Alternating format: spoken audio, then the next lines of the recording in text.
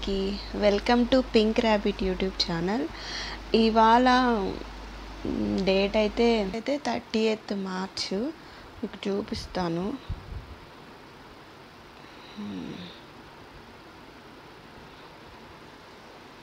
కనిపిస్తుందా?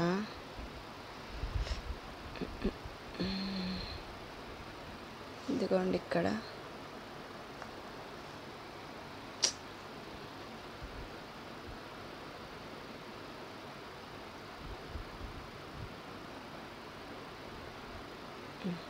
ఇట్లయితే కరెక్ట్గా ఉందా?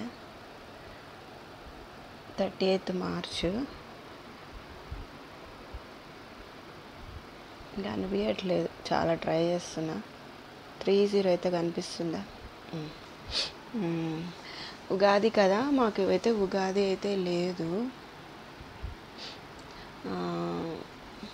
మా అమ్మ చెప్పింది యాక్చువల్లీ ఈ స్టోరీ మాకు ఉగాది ఎందుకు లేదు అనేసి.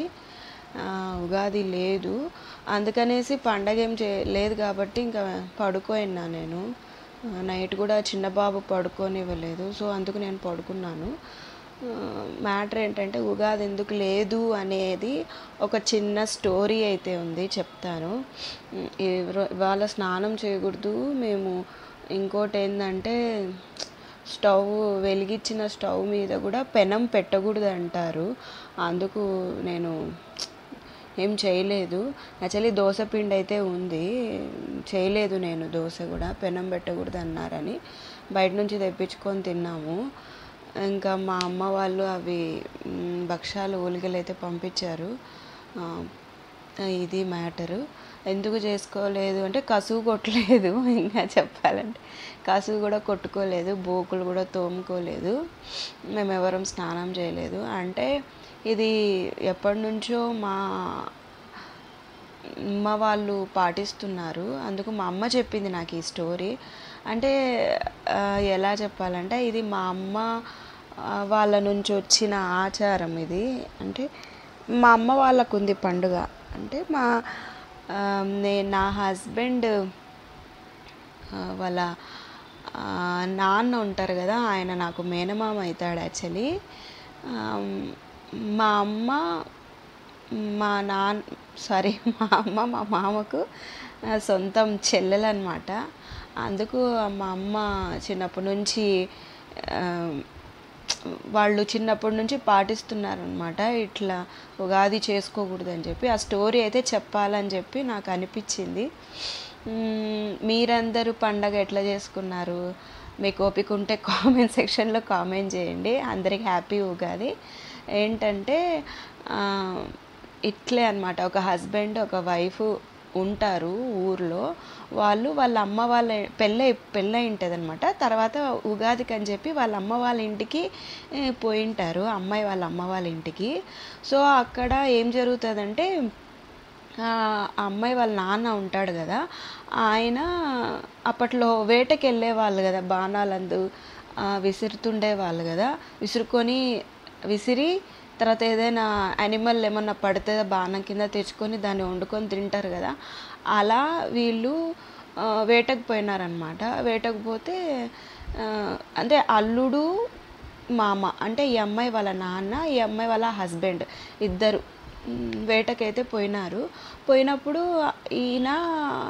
ఈయనకు దుప్పలో సంథింగ్ ఏదో శబ్దంలాగా వినపడితే బాణం వేశాడనమాట.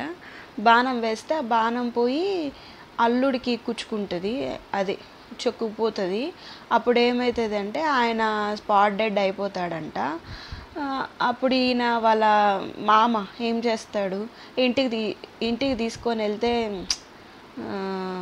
అంతా పాడవుతుంది, లేకపోతే ఫీల్ అవుతుంది కూతురు అని చెప్పేసి ఆయన మహానుభావుడు పీసెస్ చేసేసి అల్లుడిని తీసుకొచ్చి ఇదమ్మా ఇదే కూర వండేసేసాను అని చెప్పి చెప్పాడంట.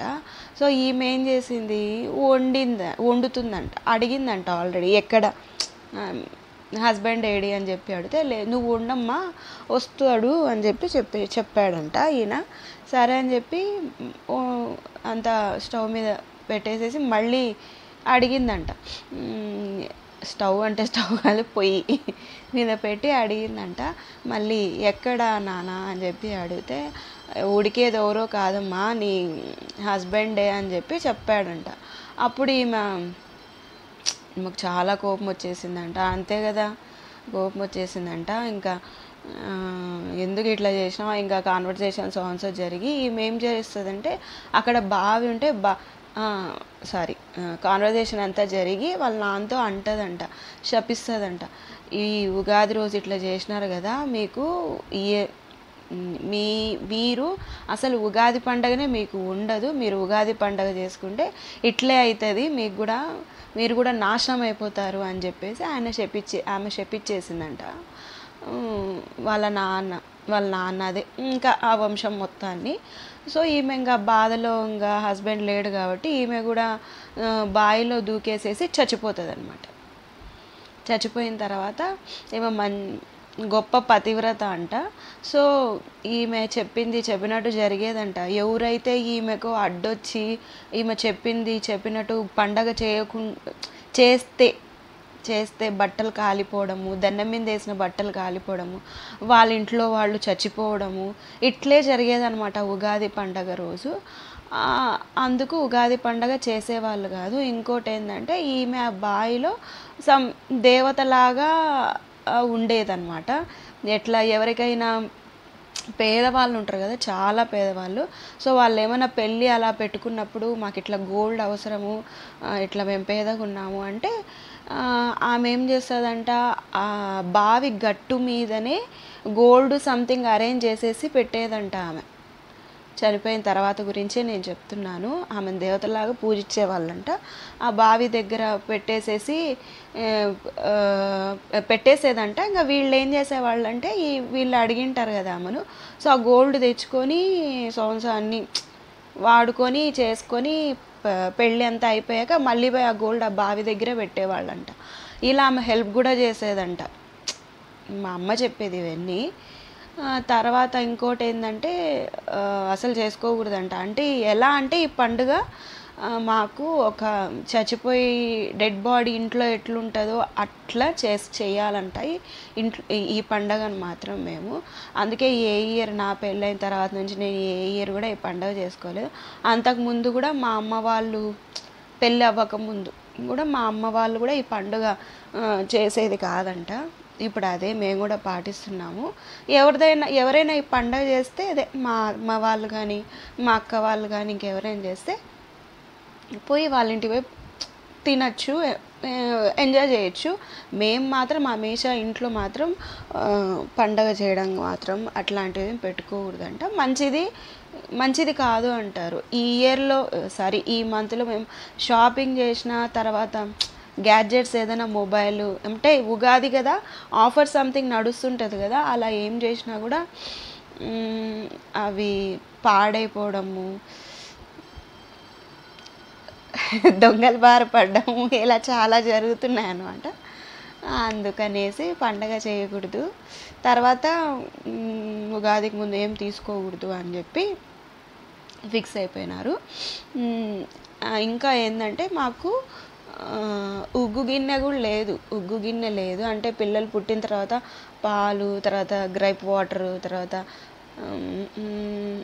వామ్ వాటరు పోస్తారు కదా ఉగ్గు గిన్నె, అది కూడా లేదంట. ఇంకా వెండి మొలతాడు, ఏదో వంటి గజ్జ, కంకణాలు సంథింగ్ ఇవి కూడా లేవంట. ఇవంతా ఆమె పెట్టిందంట, చెప్పించిందంట.